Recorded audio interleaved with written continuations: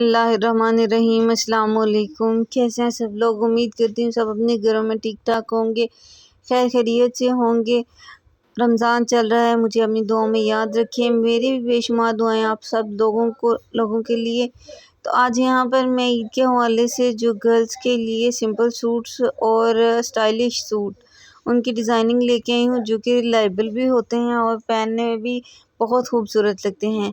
अगर आप भी ऐसे कपड़े पसंद करती हैं जो कि पहनने में अच्छे भी लगें और रिलायबल भी हों, रिलैक्स भी हो रहें आप उसमें, तो ये वीडियो सिर्फ आपके लिए है। इसके अंदर बहुत ही ज़्यादा प्यारे और ख़ूबसूरत डिज़ाइन हैं और इस तरह के डिज़ाइन हैं जो कि आप कंफर्टेबल रहेंगे वेयर करके। जितनी देर मर्ज़ी आप इसको पहन के रखें, आप इरिटेट में या हैवीनेस फील नहीं करेंगे। तो अगर आपको यहाँ पर आके मेरी वीडियो ज़रा भी अच्छी लगती है तो मेरी वीडियो को लाइक करें, मेरे चैनल को सब्सक्राइब करें और मेरी वीडियो पर कमेंट्स भी किया करें, ताकि मुझे हौसला अफ़ज़ाई मिल सके, मेरी हौसला अफ़ज़ाई हो सके।